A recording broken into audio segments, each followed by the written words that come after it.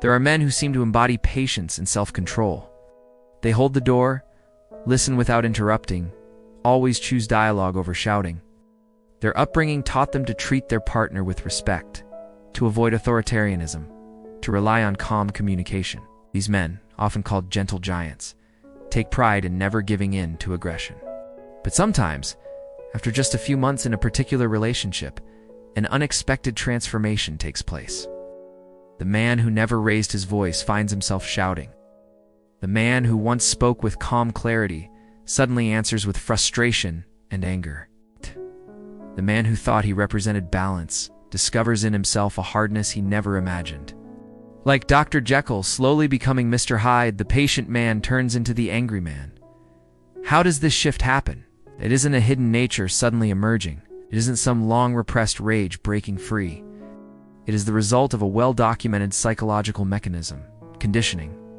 Without meaning to, without realizing it, some women create a system in which the patient man learns that his gentleness is useless and only anger gets results.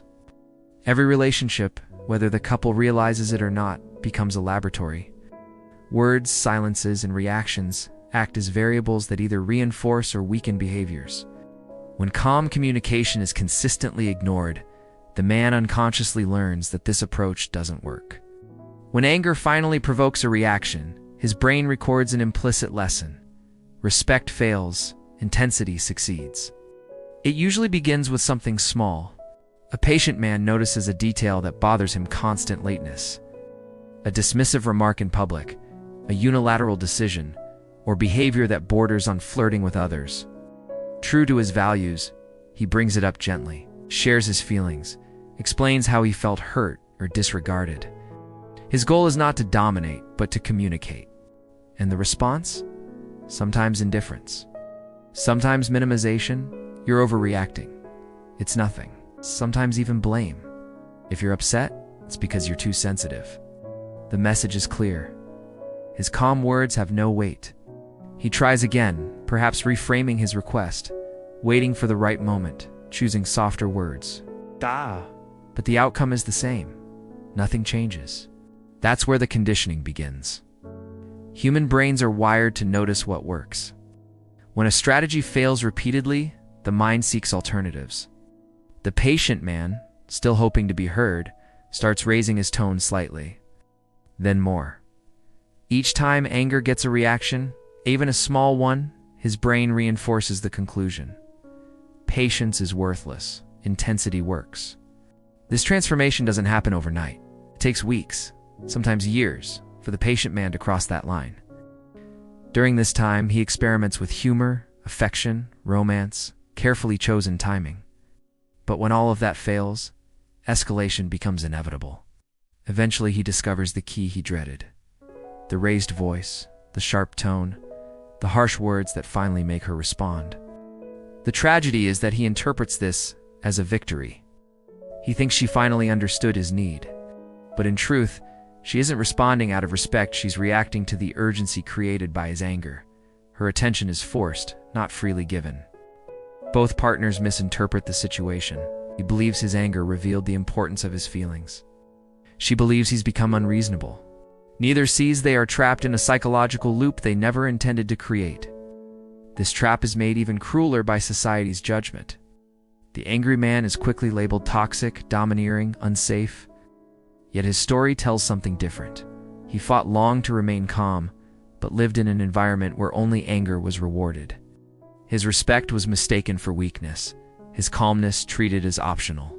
The result is a painful metamorphosis. Man no longer recognizes himself. He wonders if he was always this way, if patience was only a mask, if his true nature is anger.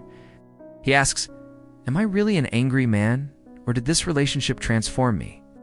This crisis of identity leads him to a crossroads with three possible paths. One leads to permanent escalation, one to silent withdrawal. The last two a strategic exit. The next step is to explore these three paths and the consequences they carry. Not only for the relationship, but for the very identity of the patient man who never wanted to become angry. The first path, and the one most men end up taking, is the road of escalation. They discover that anger unlocks doors that patience could not, and so they begin to use it more and more often. What once felt like a desperate exception slowly becomes routine. Step by step, the man once known for his calm transforms into the angry man, with only rare flashes of his old patience. This process mirrors addiction. Not addiction to the emotion of anger itself. Most men hate the feeling, but addiction to the results it produces. They learn to associate raised voices with effectiveness. In their mind, anger becomes the only language their partner understands. Aggression is not chosen as a preference, it is adopted as a necessity. The consequences are heavy. As this pattern repeats, the man loses respect for himself. He watches in shame as he becomes the very kind of man he once judged. The image of the respectful, attentive partner fades, replaced by someone harsh and easily provoked. This inner contradiction fuels self-disgust. He knows he isn't acting according to his values, yet he feels trapped by the fact that anger works when nothing else does. The second path is withdrawal. Horrified at the idea of becoming angry, some men choose silence instead. They stop expressing their needs, deciding it's safer to swallow frustration than to lose control. At first, this looks like peace. But in reality, it is simply the burial of conflict.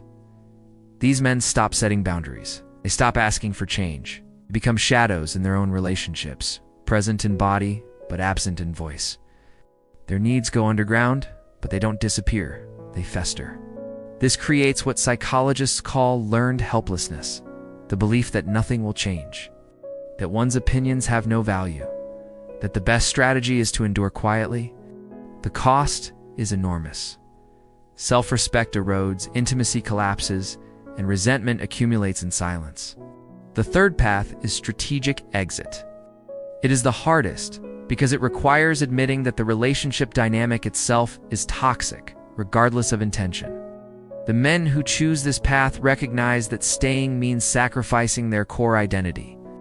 They understand that being with a partner who only responds to anger will inevitably corrode their character. So they make the painful choice to leave, not out of cruelty, but out of self-preservation. These three paths, though different, reveal the same cruel dilemma. The patient man is forced to choose between becoming someone he despises, disappearing into silence, or walking away from a relationship he invested in. No, none of these outcomes is painless. To see why this trap feels so inescapable, we must look closer at the mechanism that creates it. Everything begins with asymmetry in responses. To calm words, the partner reacts with dismissal or deflection. To anger, she reacts immediately. This difference creates a hierarchy of communication methods. Without realizing it, she teaches him that respect ranks at the bottom and aggression at the top. The human brain, shaped by evolution, is wired to repeat what works. When polite words fail but sharp ones succeed, the conclusion is inevitable. Calm is useless, anger is powerful. Psychologists call this differential reinforcement. Behaviors that get results are reinforced, while those that don't are extinguished. Even worse, the reinforcement is often intermittent. Sometimes anger provokes a quick response, sometimes it doesn't.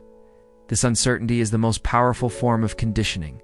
It makes the man keep trying, again and again, convinced that eventually anger will break through. At that point, the relationship stops being a partnership and becomes a machine of behavioral training. The man is no longer recognized for his patience, but shaped by the stimuli around him. Slowly, almost invisibly, the gentle communicator turns into the man who shouts. This isn't usually done consciously by the woman. Most of the time, she isn't planning to transform him. She simply reacts according to her own filters. But intention doesn't matter. The result is the same. A relationship where anger counts and respect fades. The tragedy is that both partners eventually hate this dynamic. She sees herself living with an angry man. He feels forced into a role he despises, yet neither knows how to escape the cycle. The next step is to understand how this conditioning doesn't stop at home, it spreads outward, reshaping the man's entire identity and the way he interacts with the world. When a patient man is gradually transformed through this kind of conditioning, the impact doesn't stay confined to his relationship. The new communication pattern bleeds into every corner of his life. What he thought was just a problem at home becomes a way of being that follows him into work, friendships, and family. This is the principle of behavioral transfer. Once the brain learns that a tool works in one context, it tends to apply it elsewhere. A man who has internalized that anger opens doors, begins to use it in other settings. In meetings with colleagues, in conversations with relatives, even in small everyday interactions. Not because he wants to, but because his mind has learned the rule. Intensity gets results, patience does not. This generalization is devastating. He begins to lose hold of his identity. The man who wants to find himself by self-control becomes associated with harshness. The man who saw communication as a bridge becomes known for confrontation.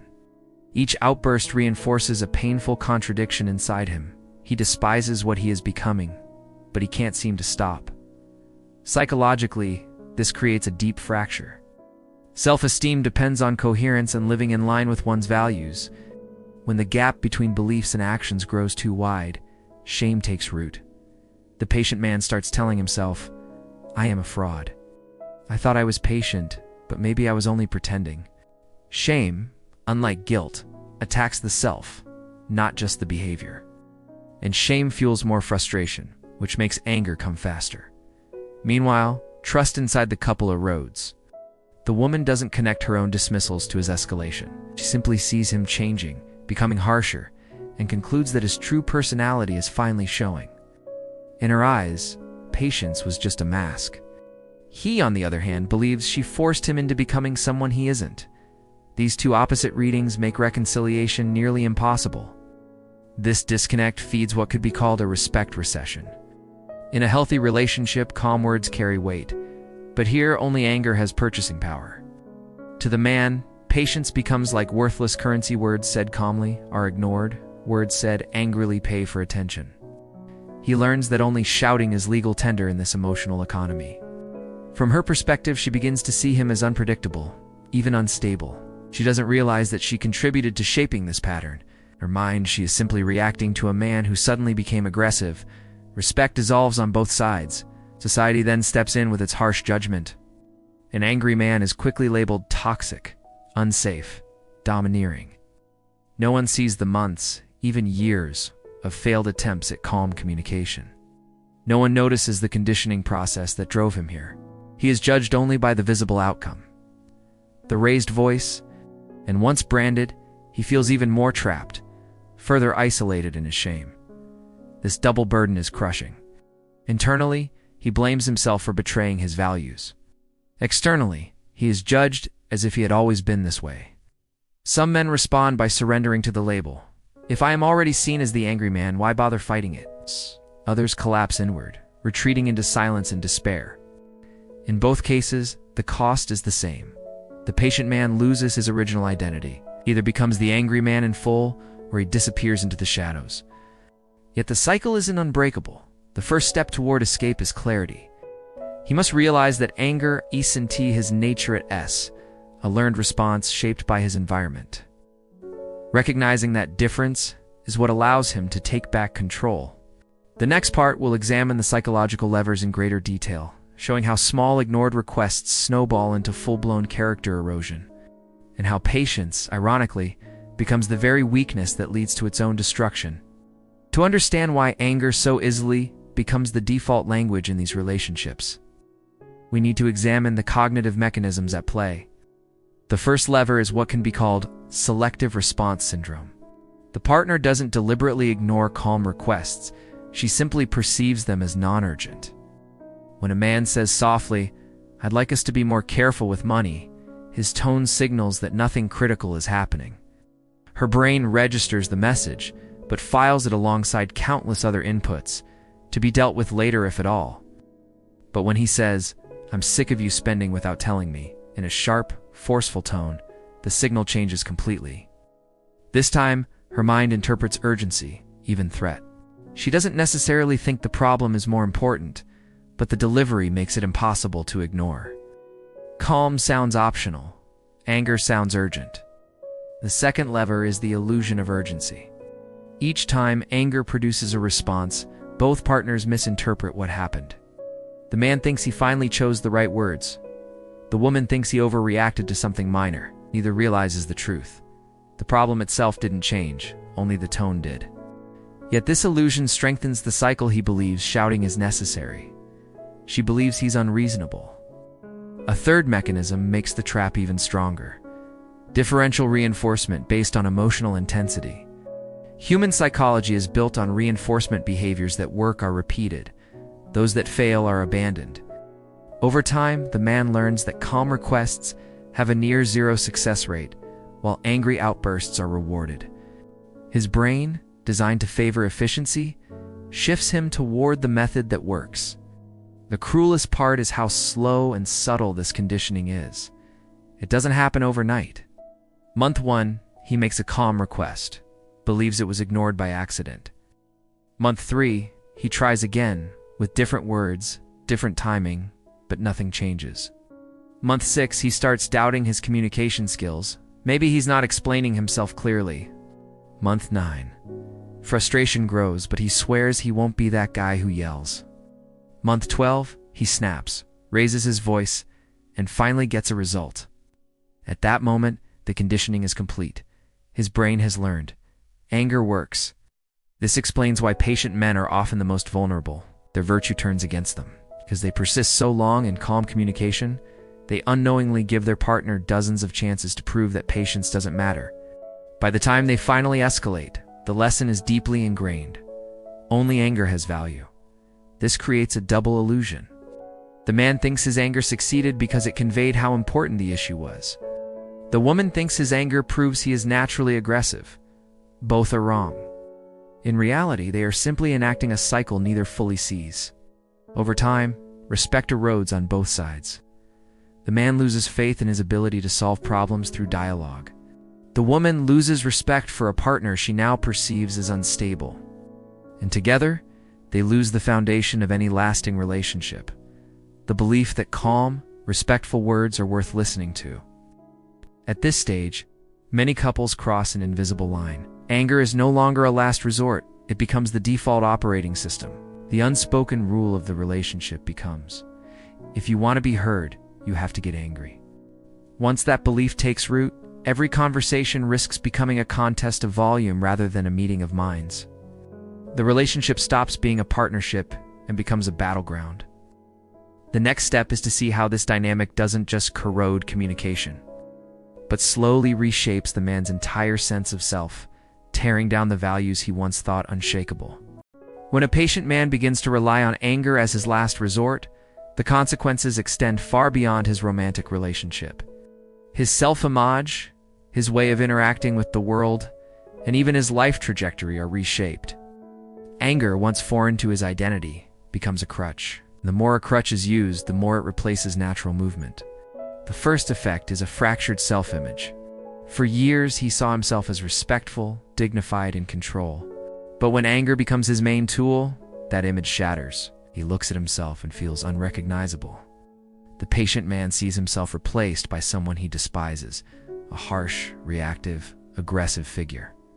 This inner dissonance breeds shame. Shame is a corrosive force. Like guilt, which focuses on actions, shame targets identity. It doesn't say I did wrong, it says I am wrong. This shift is devastating. The more shame grows, the more his self-worth crumbles. The weaker his sense of value, the quicker frustration boils into anger. The vicious cycle tightens its grip. Another effect is generalization. At work, he notices that calm input in meetings is often ignored. Unconsciously, he raises his tone, and suddenly people listen.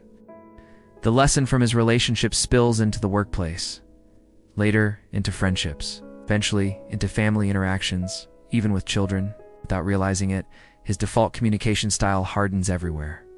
He doesn't think of himself as violent, but he observes that intensity works better than patience. The brain, which craves efficiency, keeps choosing the shortcut. Over time, his entire character seems altered. Those around him say, he's changed.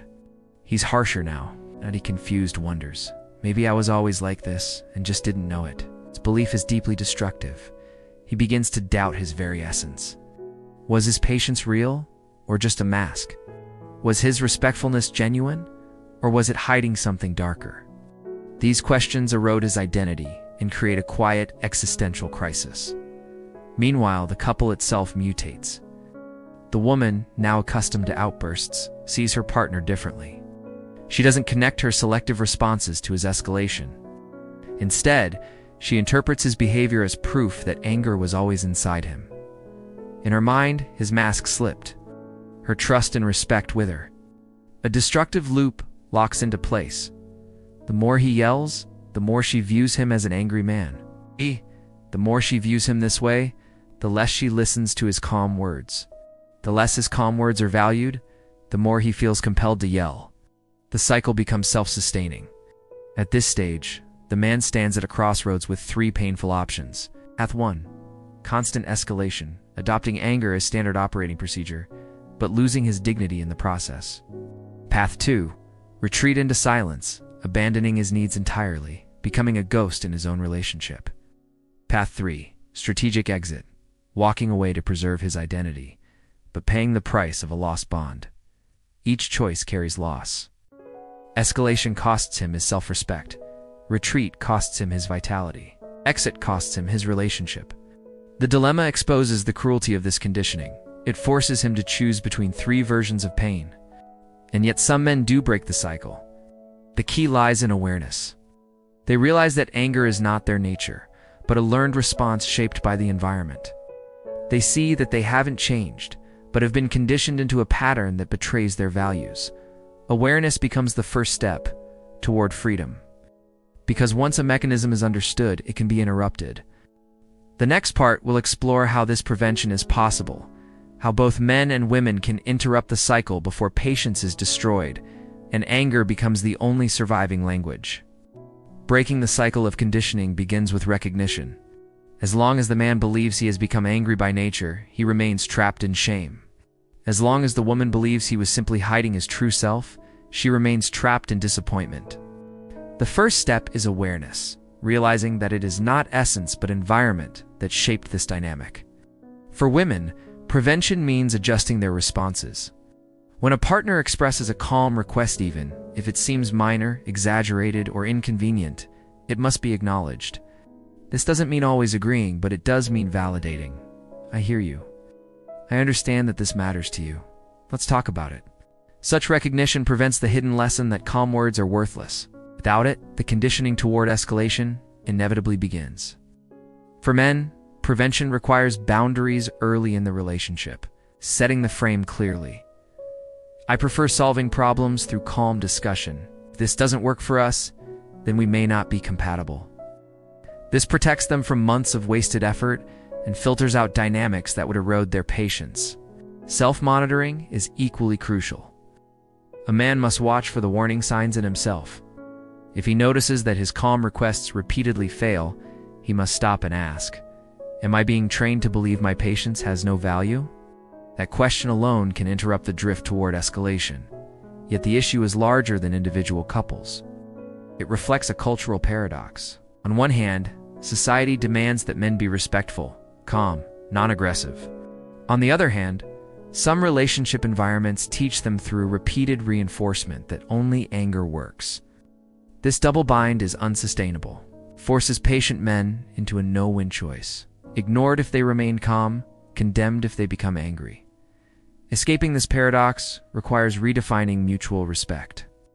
Every ignored calm request is not neutral. It is a step toward escalation. Every dismissed concern is a crack in the foundation of the relationship. Conversely, every acknowledgement of patience is a reinforcement that strengthens trust. For men, staying true to their values sometimes means making the hardest choice: leaving. It's not out of selfishness, but out of loyalty to their own integrity. To stay in a relationship where anger is the only language is to accept the slow erosion of character. To leave is to preserve the capacity to love in alignment with one's values. The conclusion is clear. Nobody wins in a relationship where patience is punished and anger is rewarded. The woman ends up with a man she no longer respects. The man becomes a version of himself he despises. The bond they hope to build together dissolves into cycles of tension and contempt. But there is an alternative. By understanding the mechanics of conditioning, both partners can interrupt the cycle. Women can choose to value calm communication as much as urgent outbursts. Men can set boundaries that protect their dignity. Together, they can build a dynamic where patience is not a weakness, but a strength. And the deeper question remains: what kind of men do we want to encourage in our relationships and in our culture? Men who learn that shouting is the only tool that works, or men whose patience is honored as the treasure it truly is? The answer determines not only the future of couples, but the tone of society itself. Because in the end, this is not just about individual psychology. It is about a cultural choice. Whether we create an environment where respect and patience thrive, or one where only intensity survives. If this exploration has shed light on patterns you've witnessed or lived, stay connected. More insights into the hidden psychology of human connection are on the way. Share this with those who need to hear it. Patience is not weakness, and respect should never come at the price of anger.